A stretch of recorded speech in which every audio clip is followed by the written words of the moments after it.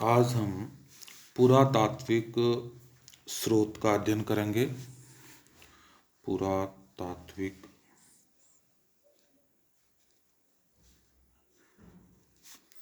स्रोत।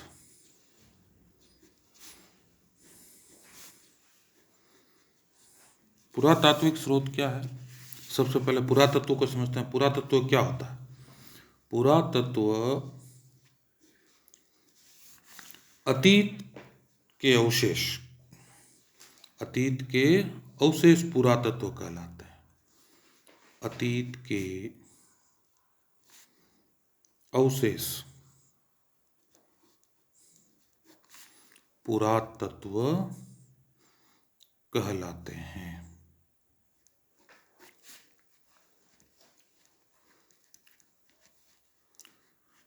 अतीत के अवशेष कौन से? अतीत के अवशेष जैसे अभिलेख है, मृदभांड है, औजार है, मूर्तियां है, चित्रकला है, स्मारक है, भवन है, ये सब अतीत के अवशेष हैं। अतीत के अवशेष पुरातत्व कहलाते हैं और इनसे जो हमें इतिहास के बारे में जानकारी मिलती है। पुरातात्विक स्रोतों को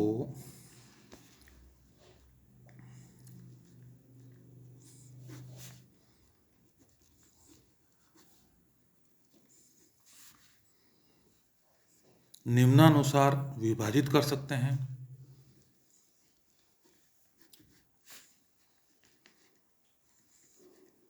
विभाजित करते हैं। एक तो उत्खनन से प्राप्त अवशेष, उत्खनन से प्राप्त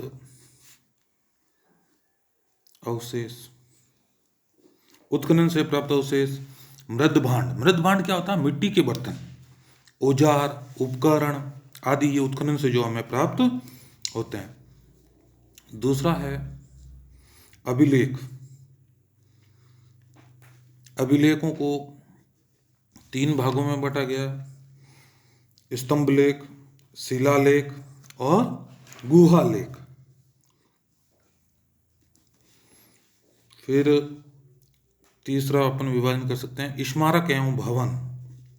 स्मारक एवं भवन, प्राचीन काल में निर्मित भवन या स्मारक जो है, उनसे भी हमें इतिहास के बारे में जानकारी मिलती है। सिक्के, सिक्कों पर राजाओं के नाम और उनके शासनकाल का विवरण होता है, जिससे हमें इतिहास के बारे में जानकारी मिलती है। मूर्तियां, शैल चित्रकला, शैल यानी चट्टान, शैल चित्रकला यानी चट्टानों पर बने चित्र, तथा अन्य कलाकृतियां।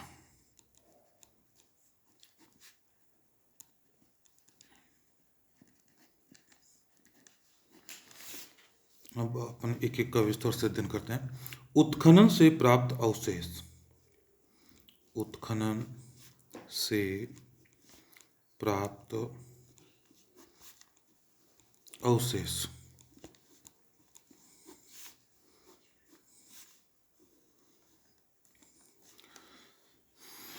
उत्खनन से प्राप्त अवशेष के अंदर कौन कौन से मुख्य रूप से? मृदभांड,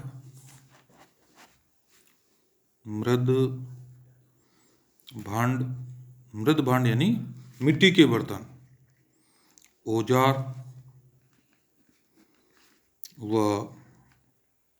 उपकरण।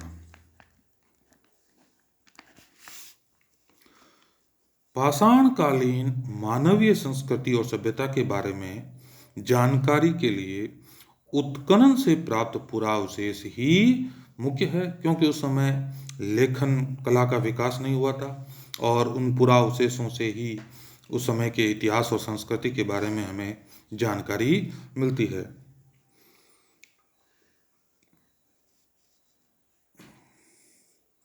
पाषाणकालीन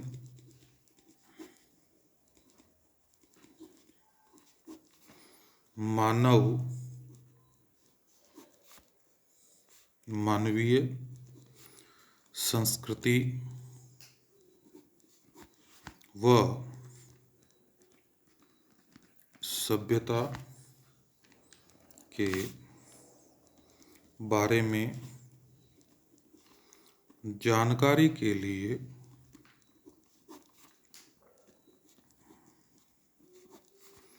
उत्खनन से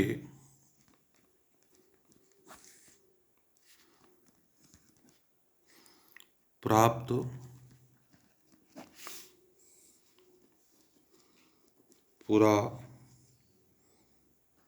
पुरावशेष ही मुख्य स्रोत हैं। प्राप्त औजारों और मृद भांडों से हम भारत में मानव विकास की यात्रा को समझ सकते हैं। प्राप्त उत्खनन से प्राप्त औजारों एवं मृद भांड यानी मिट्टी के बर्तन से हम भारत में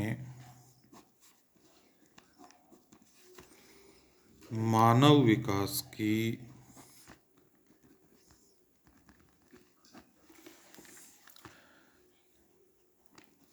यात्रा को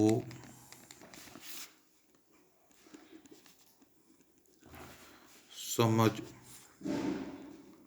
सकते हैं।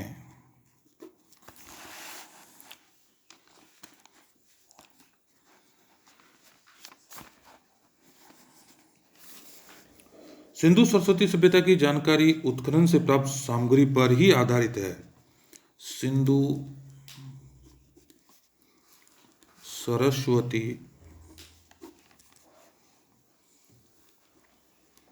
सभ्यता की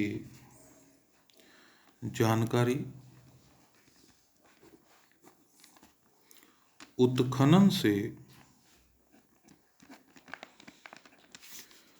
प्राप्त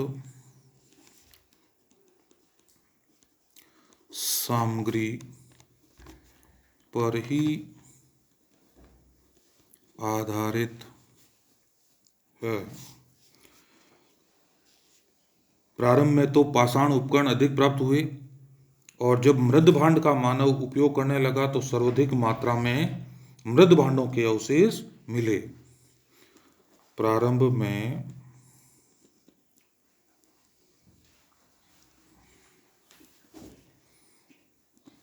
तो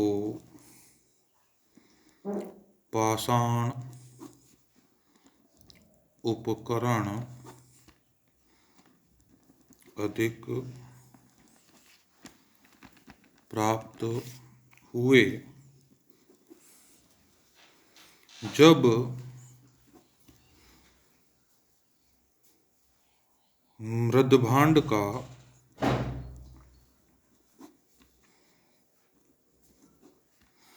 मानव उपयोग करने लगा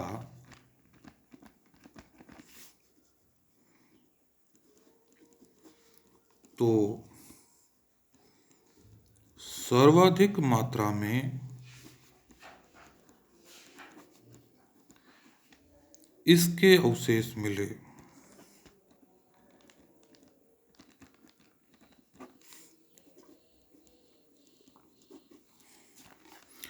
इतिहासकारों के अनुसार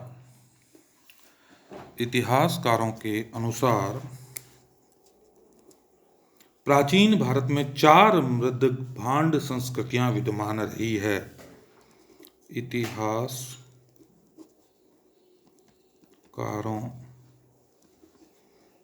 के अनुसार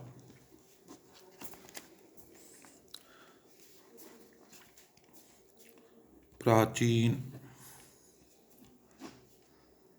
भारत में 4 मृदभांड संस्कृतियां विद्यमान रही है। 4 मृदभांड संस्कृतियां विद्यमान रही है। 4 मृदभांड संस्कृतियां कौन कौन सी थी? नंबर 1,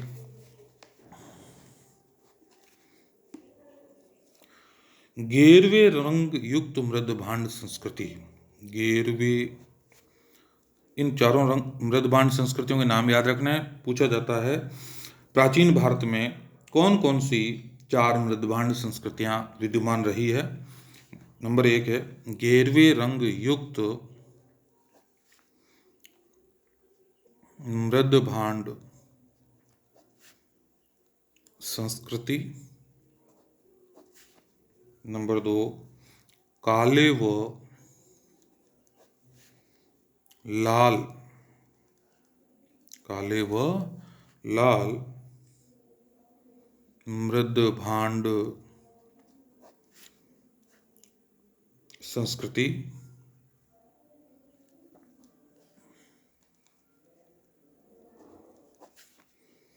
तीसरी है चित्रित स्लेटी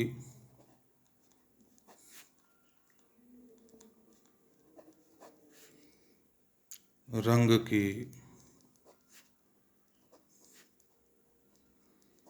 मृदभांड संस्कृति। और चौथी है उत्तरी काली चमकीली मृदभांड संस्कृति। उत्खनन में सड़कें, नालियां, भवन, तांबे व कांसे की सामग्री, औजार, बर्तन, आभूषण आदि पुरावशेष मिले हैं, जिनसे तत्कालीन मानव समाज और संस्कृति की जानकारी हमें मिलती है। उत्खनन से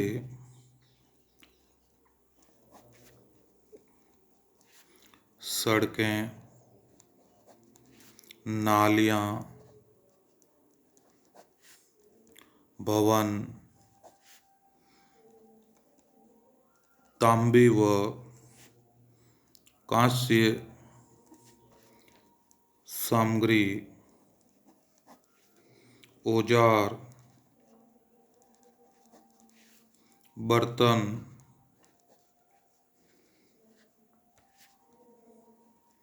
आभूषण आदि पुरावशेष मिले हैं, जिनसे या जिससे तत्कालीन मतलब उस समय तत्कालीन मानव समाज व संस्कृति की